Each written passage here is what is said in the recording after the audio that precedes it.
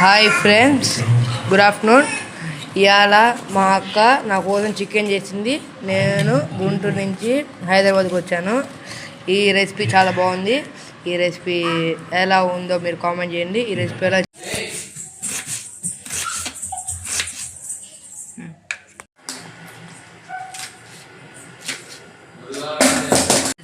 ఉల్లిపాయలు కట్ చేసాము, మిరపకాయలు కట్ చేసాము, టమాటా కట్ చేస్తున్నాము, ఉప్పు వేస్తున్నాము. చికెన్లో ఉప్పు ఎక్కువ వేసుకుని రావాలి. మళ్ళీ మిక్స్ చేస్తున్నాం. వెలిగిస్తున్నాం ఫ్రెండ్స్. స్టవ్ వెలిగించినాక మనం 30లో చికెన్ ఉండబోతున్నాం. ఎందుకంటే 30లో చికెన్ ఉంటే చికెన్ చాలా బాగుంటుంది అంట. ఇప్పుడు మనం 2 గంటలు ఆయిల్ పోసుకుంటున్నాము. పోసుకున్నాక కరివేపాకు వేసుకుంటాము. 1 స్పూన్ జీలకర్ర వేసుకుంటున్నాము. మన కరివేపాకు ఇప్పుడు మనం వేసుకుంటున్నాం. సేపు కాలుతూ ఉంచాలి. ఇది మనం బాగా వేయించినాక ఉల్లిపాయలు, టొమాటోలు, పచ్చిమిర్చీలు వేసుకొని ఫ్రై చేసుకోవాలి. ఇది బాగా కాలువాలి. బాగా కాలినాక మనం చికెన్ వేసుకోవాలి. అర్థమవుతుందిగా. ఇప్పుడు మనం పసుపు 1 గంట వేస్తున్నాము.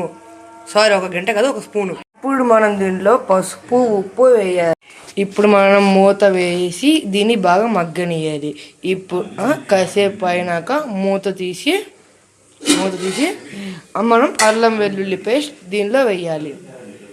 అల్లం వెల్లుల్లి పేస్ట్ వేస్తే కూర బాగా వస్తుంది. ఇప్పుడు మనం 2.5 స్పూన్స్ దాకా అల్లం వెల్లుల్లి పేస్ట్ వేసి స్మెల్ పోయేలాగా బాగా మగ్గనియాలి. దాని తర్వాత మనం చికెన్ వేసుకోవాలి. అల్లం వెల్లుల్లి పేస్ట్ వేస్తే ఎంత వేస్తే మనకి టేస్ట్ అంత బాగా వస్తుంది అన్నమాట. సిమ్లో పెట్టుకొని మనం బాగా వేయించుకోవాలి. ఇప్పుడు దీనిలో పచ్చివాసన పోయింది. ఇప్పుడు మనం చికెన్ వేసుకోవాలి. చూసారా చికెన్ ఎంత ఫ్రెష్గా ఉందో. ఎక్కడి నుంచి వచ్చావో నాకు తెలీదు. ఎక్కడి నుంచి వచ్చింది మా అక్క.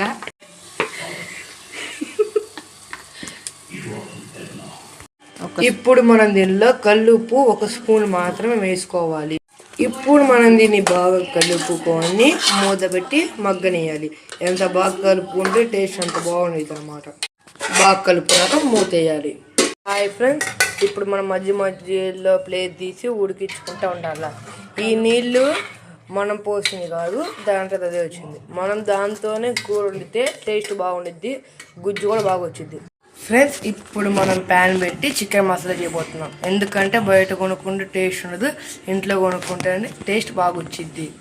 ఇప్పుడు మనం ఎండుమిర్చీలు, దీనిలో ధనియాలు, దాల్చిన చెక్క, ఎండు కొబ్బరి అలాంటి కొన్ని పదార్థాలు మనం దీనిలో వేయబోతున్నాం. అప్పుడే టేస్ట్ మనకి బాగా వచ్చింది, చికెన్ మనకి బాగా ఉండిద్ది. లాస్ట్లో మనం దీనిలో ఎండు కొబ్బరి వేసుకోవాలి. ఎండు కొబ్బరి వేసుకున్నాక మనం మిక్సీలోకి జాగ్రత్తగా వేసి గ్రైండ్ చేయాలి. బాగా కాగినాక మనం దీన్ని మిక్సీలోకి వేసుకుంటున్నాము. ఇప్పుడు మనం దీన్ని మిక్సీ వేసుకున్నాము.